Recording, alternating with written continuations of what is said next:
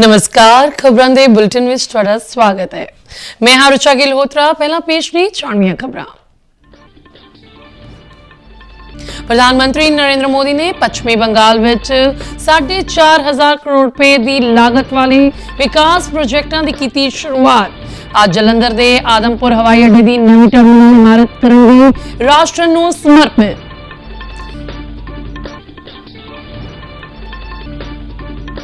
Petroleum मंत्री हरदीप सिंह पुरी ने कहा कि आलमी महंगाई के बावजूद भारत में पेट्रोल दी कीमतां 4.5% घटियां।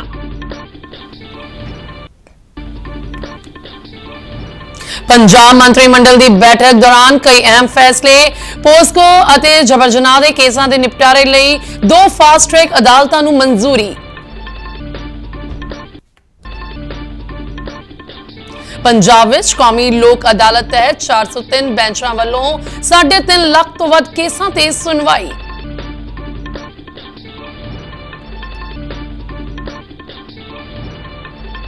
भारतीय शटलर सात्विक ਅਤੇ चिराग ਦੀ जोड़ी पुरुषों के डबल्स वर्ग के फाइनल विच पुजी। ते हुण खबरां विस्तार नाल। प्रधानमंत्री नरेंद्र मोदी ने पश्चिमी बंगाल विच तकरीबन 4,500 करोड़ रुपए की लागत वाले कई विकास प्रोजेक्टां की शुरुआत की। सिलीगुड़ी विच प्रोजेक्टां दा उद्घाटन करन अते नींह पत्थर रखन मौके करवाए गए समागम नूं संबोधन करदिआं प्रधानमंत्री ने कहा कि केंद्र सरकार सूबिਆਂ ਦੇ ਨਾਲ-ਨਾਲ राष्ट्र विकास ਲਈ निरंतर यतनशील है। उन्होंने कहा कि एनडीए सरकार गरीब लोगों की भलाई ਲਈ भी वचनबद्ध है। प्रधानमंत्री ने सरकार ਦੀਆਂ ਵੱਖ-ਵੱਖ ਲੋਕ ਭਲਾਈ योजनावां ਦਾ ਜ਼ਿਕਰ ਕਰਦਿਆਂ ਕਿਹਾ ਕਿ ਨਾਗਰਿਕਾਂ ਦਾ ਜੀਵਨ ਸੁਖਾਲਾ ਕਰਨ ਤੋਂ ਲੈ ਕੇ ਹਰ ਖੇਤਰ ਵਿੱਚ ਤਰੱਕੀ ਨੂੰ ਹੱਲਾਸ਼ੇਰੀ ਦਿੱਤੀ ਜਾ ਰਹੀ है। इस विकास की परियोजनाओं का लोकार्पण और शिलान्यास हुआ है। ये विकसित बंगाल की तरफ एक और अहम कदम है।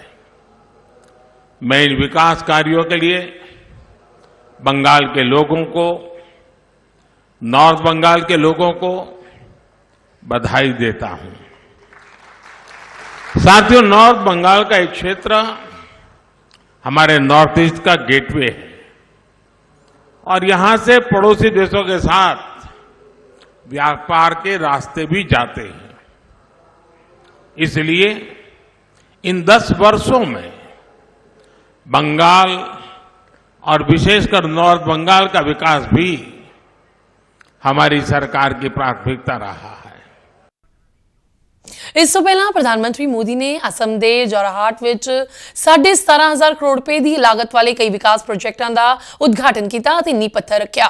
प्रधानमंत्री ने अरुणाचल प्रदेश के ईटानगर विखे विकसित भारत विकसित उत्तर पूरब प्रोग्राम विच भाग लिया अते 55,600 करोड़ रुपए की लागत वाले रेल, सड़क, सेहत, रिहायश, सिक्ख्या अते बुनियादी ढांचा प्रोजेक्टों की शुरुआत की।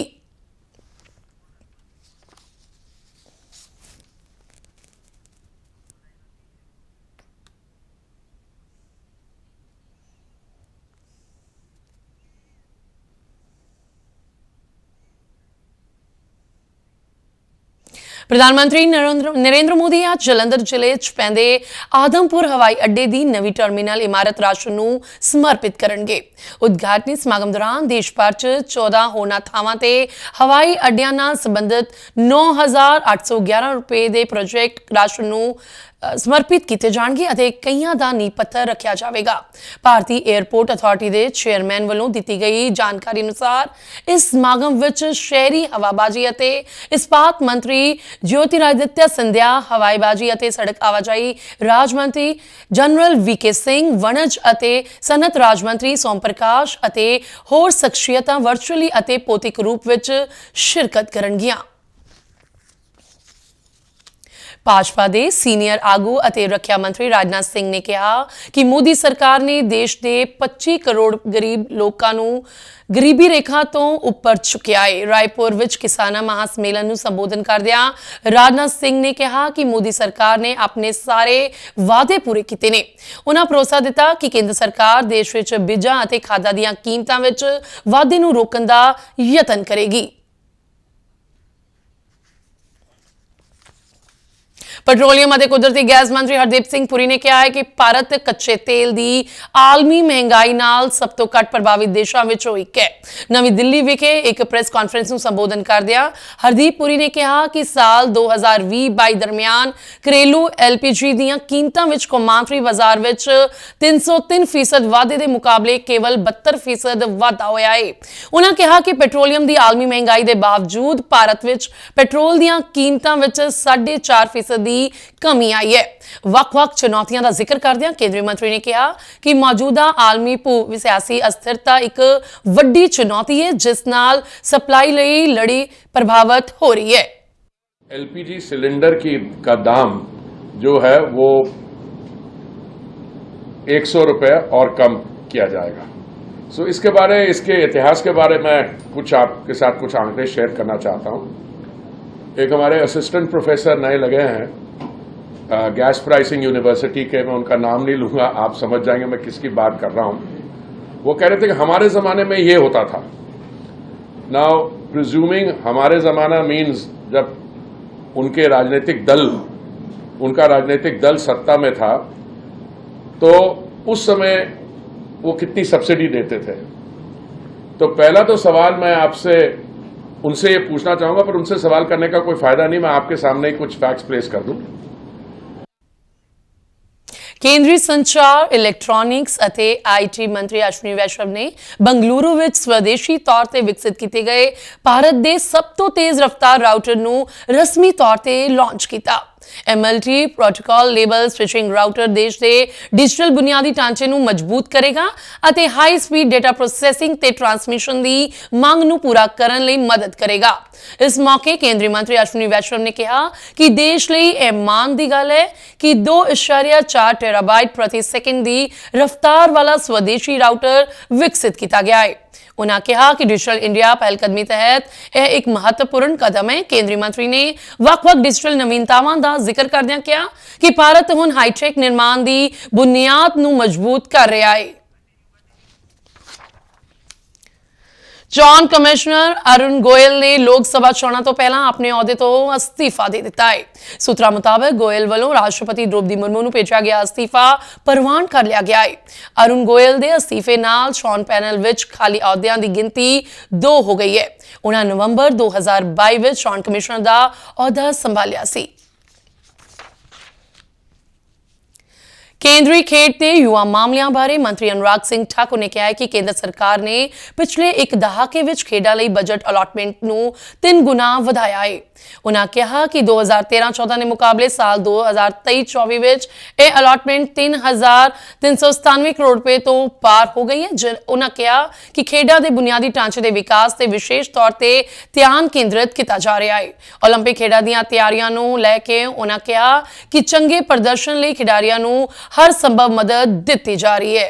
ਮੁੱਖ ਮੰਤਰੀ ਭਗਵੰਤ ਸਿੰਘ ਮਾਨ ਦੀ ਅਗਵਾਈ ਵਿੱਚ ਚੰਡੀਗੜ੍ਹ ਵਿਖੇ ਹੋਈ ਪੰਜਾਬ ਮੰਤਰੀ ਮੰਡਲ ਦੀ ਬੈਠਕ ਦੌਰਾਨ ਕਈ ਅਹਿਮ ਫੈਸਲਿਆਂ ਤੇ ਸਹੀ ਪਾਈ ਗਈ। ਮੰਤਰੀ ਮੰਡਲ ਵੱਲੋਂ ਹੇਠਲੀਆਂ ਅਦਾਲਤਾਂ ਦੀਆਂ 3,842 ਅਰਜ਼ੀ ਅਸਾਮੀਆਂ ਨੂੰ ਪੱਕੀਆਂ ਅਸਾਮੀਆਂ ਵਿੱਚ ਤਬਦੀਲ ਕਰਨ ਨੂੰ ਹਰੀ ਝੰਡੀ ਦਿੱਤੀ ਗਈ। ਮੰਤਰੀ ਮੰਡਲ ਨੇ ਪੌਕਸੋ ਤੇ ਜਬਰ ਜਨਾਹ ਦੇ ਕੇਸਾਂ ਦੇ ਨਿਪਟਾਰੇ ਲਈ ਸੰਗਰੂਰ ਅਤੇ ਤਰਨਤਾਰਨ ਜ਼ਿਲ੍ਹਿਆਂ ਵਿੱਚ 2 ਫਾਸਟ ਟਰੈਕ ਅਦਾਲਤਾਂ ਦੀ ਸਥਾਪਨਾ ਨੂੰ ਪ੍ਰਵਾਨਗੀ ਦਿੱਤੀ। ਇਸ ਤੋਂ ਇਲਾਵਾ ਮੈਡੀਕਲ ਅਫਸਰਾਂ ਦੀਆਂ 199 ਅਸਾਮੀਆਂ ਬਹਾਲ ਕਰਨ ਤੇ 1,390 ਅਸਾਮੀਆਂ ਸਰਜਣ ਨੂੰ ਮਨਜ਼ੂਰੀ ਦਿੱਤੀ ਗਈ। ਕੈਬਨਿਟ ਵੱਲੋਂ Punjab food grain transportation policy 2024 ਨੂੰ ਵੀ ਹਰੀ ਝੰਡੀ ਦਿੱਤੀ ਗਈ। ਪੰਜਾਬ ਮੰਤਰੀ ਮੰਡਲ ਨੇ ਵੈਟ ਦੀ ਯਕਮੁਸ਼ਤ ਨਿਪਟਾਰਾ ਸਕੀਮ ਵਿੱਚ 30 ਜੂਨ ਤੱਕ ਵਾਅਦਾ ਕਰਨ ਦਾ ਵੀ ਵਾਅਦਾ ਕੀਤਾ। ਇਸੇ ਦੌਰਾਨ ਸੂਬੇ ਦੇ ਖਜ਼ਾਨਾ ਮੰਤਰੀ ਹਰਪਾਲ ਸਿੰਘ ਚੀਮਾ ਨੇ ਮਾਲੀ ਵਰੇ 2024-25 ਲਈ ਪੰਜਾਬ ਆਬਾਕਾਰੀ ਨੀਤੀ ਦਾ ਵੀ ਐਲਾਨ ਕੀਤਾ ਹੈ, ਜਿਸ ਨੂੰ ਮੰਤਰੀ ਮੰਡਲ ਵੱਲੋਂ ਪ੍ਰਵਾਨਗੀ ਦਿੱਤੀ ਗਈ ਹੈ। ਇਸ ਬਾਰੇ ਜਾਣਕਾਰੀ ਦਿੰਦਿਆਂ ਹਰਪਾਲ ਸਿੰਘ ਚੀਮਾ ਨੇ ਦੱਸਿਆ ਕਿ ਸ਼ਰਾਬ ਦੀ ਪਰਚੂਨ ਵਿਕਰੀ ਲਈ ਲਾਇਸੈਂਸ ਦੀ ਤਾਜ਼ਾ ਅਲਾਟਮੈਂਟ ਡਰਾ ਰਾਹੀਂ ਕੀਤੀ ਜਾਵੇਗੀ। ਸਮੁੱਚੇ ਪੰਜਾਬ ਵਿੱਚ ਕੌਮੀ ਲੋਕ ਅਦਾਲਤ ਤਹਿਤ 403 ਬੈਂਚਾਂ ਵੱਲੋਂ 3.5 ਲੱਖ ਤੋਂ ਵੱਧ ਕੇਸਾਂ ਤੇ ਸੁਣਵਾਈ ਕੀਤੀ ਗਈ। ਪੰਜਾਬ ਅਤੇ ਹਰਿਆਣਾ ਹਾਈ ਕੋਰਟ ਦੇ ਜੱਜ ਅਤੇ ਪੰਜਾਬ ਰਾਜ ਕਾਨੂੰਨੀ ਸੇਵਾਵਾਂ ਅਥਾਰਟੀ ਦੇ ਚੇਅਰਮੈਨ ਜਸਟਿਸ ਗੁਰਮੀਤ ਸਿੰਘ ਸੰਧਾਵਾਲੀਆ ਦੀ ਅਗਵਾਈ ਵਿੱਚ ਸੂਬੇ ਵਿੱਚ ਲਗਾਈ ਗਈ ਕੌਮੀ ਲੋਕ ਅਦਾਲਤ ਵਿੱਚ ਦੀਵਾਨੀ ਕੇਸ, ਘਰੇਲੂ ਝਗੜੇ, ਜਾਇਦਾਦ ਸੰਬੰਧੀ ਵਿਵਾਦ, ਚੈੱਕ ਬਾਉਂਸ ਕੇਸ, ਕਿਰਤ ਮਾਮਲੇ ਤੇ FIR ਦੀ ਕੈਂਸਲੇਸ਼ਨ ਆਦਿ ਨਾਲ ਸੰਬੰਧਿਤ ਲੰਮੇ ਸਮੇਂ ਤੋਂ ਲਟਕ ਰਹੇ ਮਾਮਲਿਆਂ ਤੇ ਸੁਣਵਾਈ ਕੀਤੀ ਗਈ। ਇਸੇ ਦਰਮਿਆਨ ਅਥਾਰਟੀ ਦੇ ਮੈਂਬਰ ਸਕੱਤਰ ਮਨਜਿੰਦਰ ਸਿੰਘ ਵੱਲੋਂ ਕੋਰਟ ਕੰਪਲੈਕਸ ਰੋਪੜ ਅਤੇ ਹੁਸ਼ਿਆਰਪੁਰ ਦਾ ਦੌਰਾ ਕਰਕੇ ਲੋਕ ਅਦਾਲਤਾਂ ਦੇ ਬੈਂਚਾਂ ਦਾ ਨਿਰੀਖਣ ਕੀਤਾ ਗਿਆ। ਉਹਨਾਂ ਦੱਸਿਆ ਕਿ ਕੌਮੀ ਕਾਨੂੰਨੀ ਸੇਵਾਵਾਂ ਅਥਾਰਟੀ ਵੱਲੋਂ ਮੁਫਤ ਸਹਾਇਤਾ ਲਈ ਹੈਲਪਲਾਈਨ ਨੰਬਰ 15100 ਚਾਲੂ ਕੀਤਾ ਗਿਆ ਹੈ। ਭਾਰਤ ਸਰਕਾਰ ਦੇ ਸਿੱਖਿਆ ਮੰਤਰਾਲੇ ਦੀ ਪਹਿਲਕਦਮੀ ਏਕ ਭਾਰਤ ਸ਼੍ਰੇਸ਼ਠ ਭਾਰਤ ਤਹਿਤ ਯੁਵਾ ਸੰਗਮ ਵਿਦਿਆਰਥੀ ਆਦਾਨ ਪ੍ਰਦਾਨ ਪ੍ਰੋਗਰਾਮ ਅਤੇ ਐਕਸਪੋਜ਼ਰ ਵਿਜ਼ਿਟ ਦੇ ਤਹਿਤ ਇਸ ਵਾਰ ਚੌਥੇ ਗੇੜ ਲਈ ਪੰਜਾਬ ਅਤੇ ਝਾਰਖੰਡ ਸੂਬੇ ਦਾ ਜੋੜਾ ਬਣਾਇਆ ਗਿਆ ਹੈ। ਝਾਰਖੰਡ ਤੋਂ ਪੰਜਾਬ ਆਉਣ ਵਾਲੇ ਵਿਦਿਆਰਥੀਆਂ ਦੇ ਐਕਸਪੋਜ਼ਰ ਵਿਜ਼ਿਟ ਦੀ ਮੇਜ਼ਬਾਨੀ ਪੰਜਾਬ ਕੇਂਦਰੀ ਯੂਨੀਵਰਸਿਟੀ ਬਠਿੰਡਾ ਵੱਲੋਂ ਕੀਤੀ ਜਾ ਰਹੀ ਹੈ।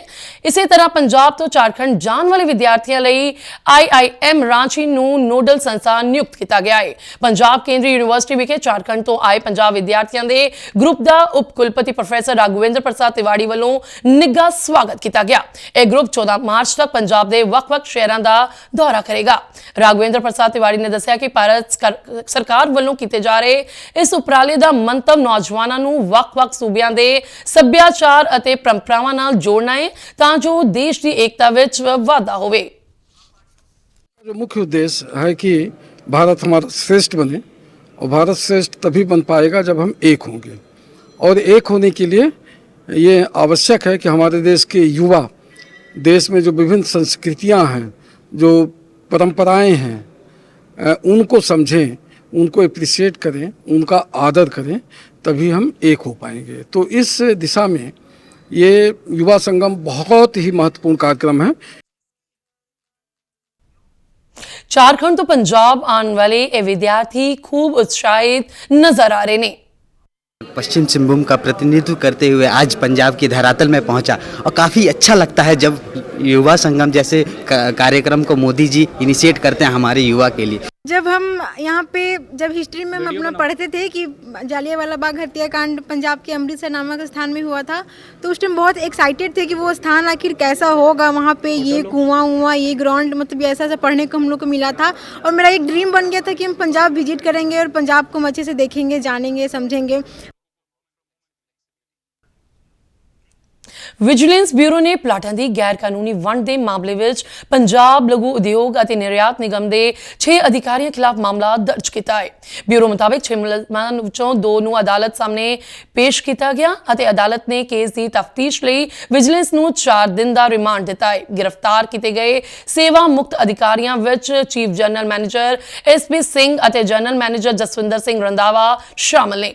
ਵਿਜੀਲੈਂਸ ਦਾ ਕਹਿਣਾ ਹੈ ਕਿ ਇਹਨਾਂ ਅਧਿਕਾਰੀਆਂ ਵੱਲੋਂ ਆਪਣੇ ਅਹੁਦੇ ਦੀ ਦੁਰਵਰਤੋਂ ਕਰਦਿਆਂ महंगे सनती प्लाट ਅਤੇ ਆਪਣੇ ਨਜ਼ਦੀਕੀਆਂ ਨੂੰ ਪਲਾਟ ਕਰਾਏ, ਜਿਸ ਨਾਲ ਸਰਕਾਰ ਨੂੰ ਤਕਰੀਬਨ 9.25 ਕਰੋੜ ਦਾ ਮਾਲੀ ਨੁਕਸਾਨ ਹੋਇਆ ਹੈ।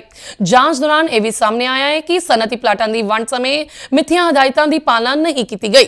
ਵਿਜੀਲੈਂਸ ਨੇ ਦੱਸਿਆ ਕਿ ਇਸ ਕਪਲੇ ਨੂੰ ਦਬਾਉਣ ਲਈ ਉਕਤ ਮੁਲਜ਼ਮਾਂ ਨੇ ਆਪਸੀ ਮਿਲੀਭਗਤ ਨਾਲ ਪਲਾਟਾਂ ਦੀ ਗੈਰ ਕਾਨੂੰਨੀ ਅਲਾਟਮੈਂਟ ਸੰਬੰਧੀ ਕੁਝ ਸਰਕਾਰੀ ਫਾਈਲਾਂ ਵੀ ਖੁਰਦ-ਬੁਰਦ ਕਰ ਦਿੱਤੀਆਂ ਗਈਆਂ ਨੇ। फ्रेंच ओपन बैडमिंटन टूर्नामेंट ਵਿੱਚ ਭਾਰਤ ਦੇ ਸਾਤਵਿਕ ਸਾਈਰਾਜ ਅਤੇ ਚਿਰਾਗ ਸ਼ੈਟੀ ਦੀ ਜੋੜੀ ਪੁਰਸ਼ਾਂ ਦੇ ਡਬਲਸ ਵਰਗ ਦੇ ਫਾਈਨਲ ਮੁਕਾਬਲੇ ਵਿੱਚ ਪਹੁੰਚ ਗਈ ਹੈ। ਬੀਤੀ ਰਾਤ ਪੈਰਿਸ ਵਿੱਚ ਖੇਡੇ ਗਏ ਸੈਮੀਫਾਈਨਲ ਮੁਕਾਬਲੇ ਵਿੱਚ ਭਾਰਤੀ ਜੋੜੀ ਨੇ ਕੋਰੀਆ ਦੇ ਸੀਓ ਸਿਓਂਗ ਅਤੇ ਤਾਂਗ ਮਿਨ ਹਿਊਕ ਦੀ ਜੋੜੀ ਨੂੰ ਹਰਾਇਆ। ਭਾਰਤੀ ਜੋੜੀ ਫ੍ਰੈਂਚ ਓਪਨ ਦੇ ਫਾਈਨਲ ਮੁਕਾਬਲੇ ਵਿੱਚ ਤੀਜੀ ਵਾਰ ਪਹੁੰਚੀ ਹੈ। ਇੱਕ ਹੋਰ ਸੈਮੀਫਾਈਨਲ ਮੁਕਾਬਲੇ ਵਿੱਚ ਭਾਰਤੀ ਸ਼ਟਲਰ ਲਕਸ਼ੇ ਸੇਨ ਨੂੰ ਹਾਰ ਕੇ ਮੁਕਾਬਲੇ ਵਿੱਚੋਂ ਬਾਹਰ ਹੋਣਾ ਪਿਆ ਹੈ। ਭਾਰਤੀ ਸ਼ਟਲਰ ਨੂੰ ਥਾਈਲੈਂਡ ਦੇ ਕੁਨਲਾਵਤ ਹੱਥੋਂ ਹਾਰ ਝੱਲਣੀ ਪਈ। ਖਬਰਾਂ ਦੇ ਬੁਲਟਨ ਸਾਡੇ ਦਰਸ਼ਕ RN UDD ਜਲੰਧਰ ਦੇ YouTube ਚੈਨਲ, Facebook ਪੇਜ ਅਤੇ ਸੋਸ਼ਲ ਮੀਡੀਆ ਪਲੇਟਫਾਰਮ X ਤੇ ਵੀ ਦੇਖ ਸਕਦੇ ਨੇ। ਤੇ ਇਸ ਦੇ ਨਾਲ ਹੀ ਖਬਰਾਂ ਦਾ ਬੁਲਟਨ ਖਤਮ ਹੁੰਦਾ ਹੈ। ਇਜਾਜ਼ਤ ਦਿਓ, ਨਮਸਕਾਰ।